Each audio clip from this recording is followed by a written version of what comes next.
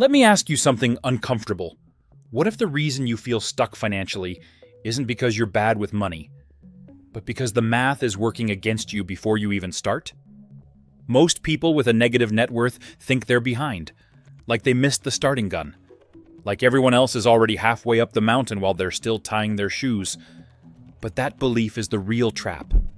Because here's the part nobody tells you. A negative net worth doesn't disqualify you from building wealth.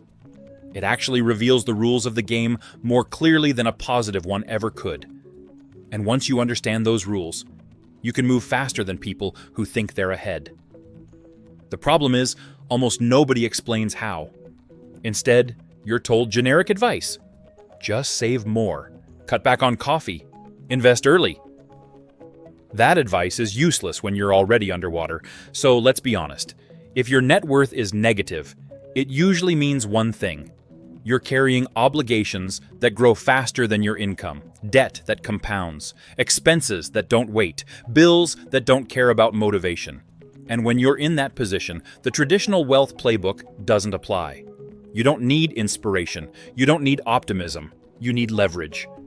But not the kind you think. Here's the first truth you need to hear, even if it stings.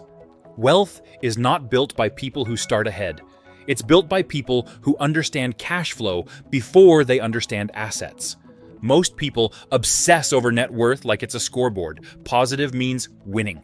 Negative means losing. But net worth is a snapshot. Cash flow is the movie.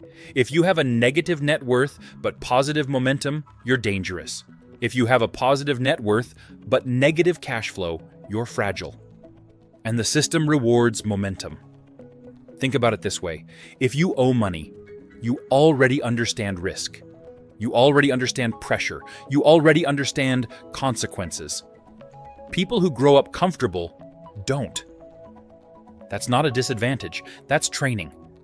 But only if you stop trying to feel safe and start trying to become mobile. Here's where most people with negative net worth get it wrong. They focus all their energy on eliminating debt as fast as possible. They think freedom starts at zero. It doesn't. Freedom starts when your decisions stop being dictated by urgency. If you throw every dollar at debt without building any flexibility, you become brittle. One emergency, one layoff, one unexpected bill, and you're right back where you started. Or worse. So the goal isn't to rush to zero. The goal is to change the direction of force acting on your finances. Right now, gravity is pulling you down. Your job is to create lift. Lift doesn't come from assets at first. It comes from margin. Margin is the difference between what you earn and what must go out every month. Not what you want, not what you prefer, what is non-negotiable. And here's the brutal reality. Most people with negative net worth don't actually have an income problem. They have a structure problem. Their money enters a system designed to leak. Subscriptions they forgot, minimum payments that stretch forever, interest rates that punish delay, fixed costs that can't flex. The system doesn't care how hard you work. It only responds to structure. So the first move isn't investing. It's not side hustles. It's not passive income. The first move is control. Not control in the motivational sense, control in the mechanical sense. You need to know exactly where each dollar goes before it arrives. Not after, not at the end of the month, before. Because when money arrives without instructions, it follows gravity. And gravity always favors the lender. Here's something most financial advice ignores. When your net worth is negative, time works against you. Interest doesn't pause while you figure things out. Fees don't wait for clarity. Inflation doesn't care about your plans. That's why the people who escape fastest don't play defense. They play asymmetry. They look for moves where the downside is capped and the upside compounds. Not in stocks at first, in behavior.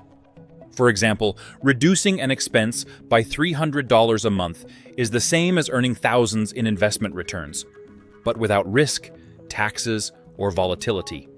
That's not frugality, that's math. And increasing income by $500 a month when you're already leveraged isn't just more money, it's oxygen. Oxygen changes everything. It buys time, it buys options, it buys calm. And calm is the rarest asset when you're broke. Here's where things flip. Once you have margin, even a small one, you stop reacting. You stop making decisions just to survive the next bill cycle. That's the moment wealth building becomes possible, not because you suddenly have money, but because you've reclaimed agency. Agency is what turns negative net worth into a launch pad. And here's the part people hate hearing. You don't pay off your way into wealth. You outmaneuver your way into it. Debt is a weight, yes, but it's also a map. It shows you exactly where the system extracts value from you.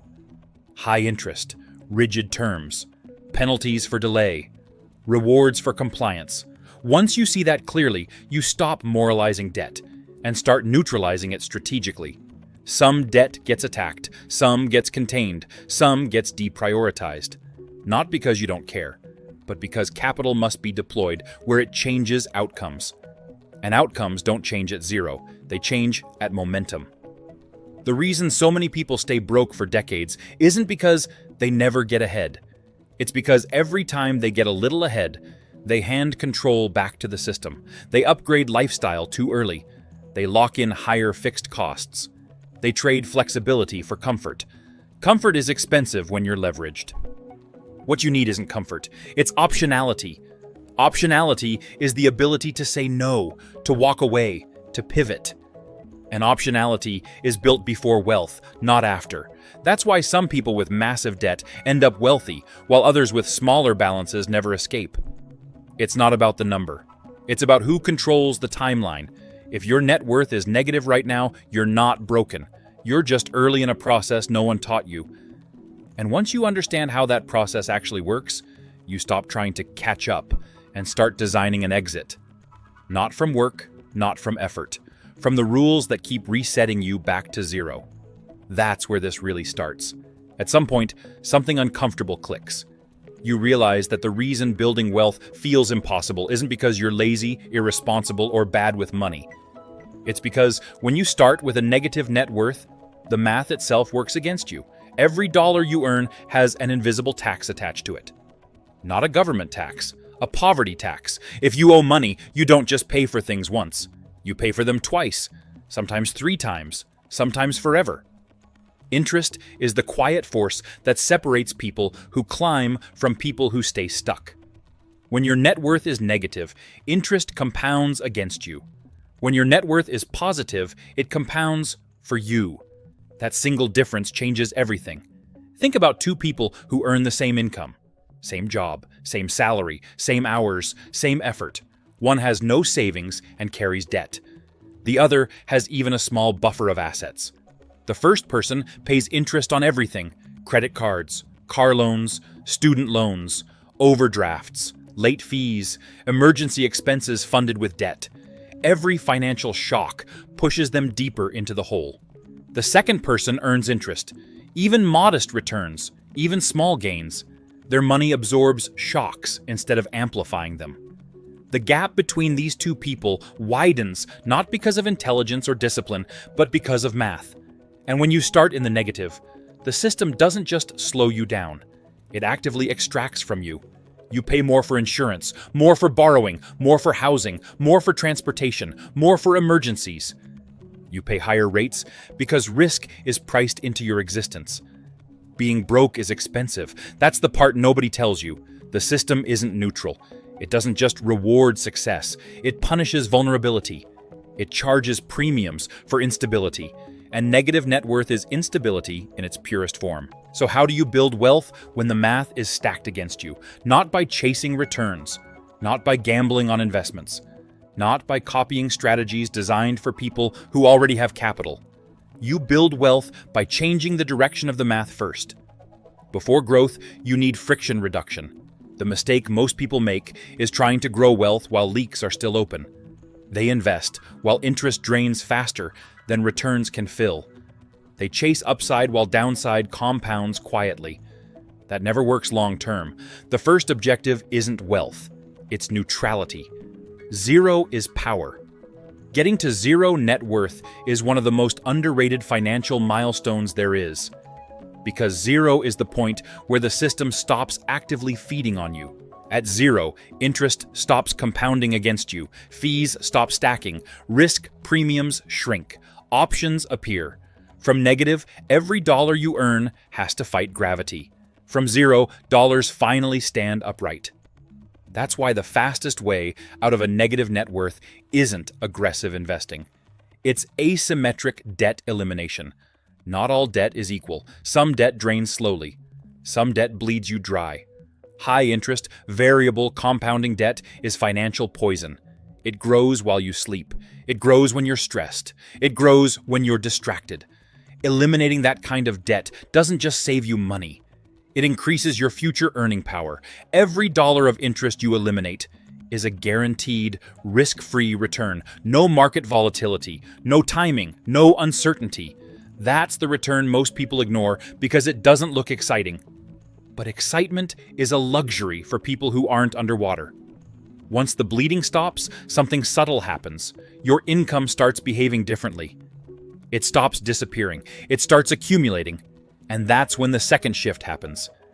You stop thinking in terms of spending money and start thinking in terms of positioning money. This is where people with negative net worth finally diverge from the path they've been stuck on. Instead of asking, "Can I afford this?" the question becomes, "Does this improve my trajectory?" Trajectory matters more than balance. A small, positive slope beats a large, stagnant number. Direction beats speed. Momentum beats motivation. This is why the earliest wealth-building moves often look boring.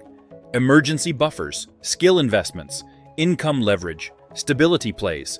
They don't feel like progress because they don't produce visible status. But they change the math under the surface. And math doesn't care about feelings. Once income exceeds expenses consistently, even by a small margin, compounding quietly flips sides. The system that once extracted from you starts feeding you instead, not dramatically, not overnight, but relentlessly. The first $1,000 saved feels harder than the next 10,000. The first positive month feels heavier than the next year of momentum. That's because you're not just building wealth, you're escaping a force field. Most people never escape it because they try to jump straight to the end. They skip the boring phase. They underestimate how hostile negative net worth really is. But once you understand this, you stop blaming yourself. You stop thinking you're behind because you're broken. You realize you were just running uphill with weights attached. And when the weights come off, progress feels unreal. Not fast, just finally fair. This is the part where people start saying things like, "It just clicked," or "Things finally started working." Nothing magical happened. The math simply changed direction. And once the math is on your side, time becomes your ally instead of your enemy. Years stop feeling like pressure and start feeling like leverage. That's how wealth is built from nothing, not by shortcuts, not by hacks, but by reversing the equation first. Negative net worth is not a moral failure. It's a mathematical condition. And mathematical conditions can be changed, slowly, quietly, relentlessly. If this made you rethink how money actually works at the bottom, leave a comment. I read them. And if you want more breakdowns that explain the system without sugarcoating it, subscribe. Because once you understand the math, you stop paying double. And that's when everything starts to change.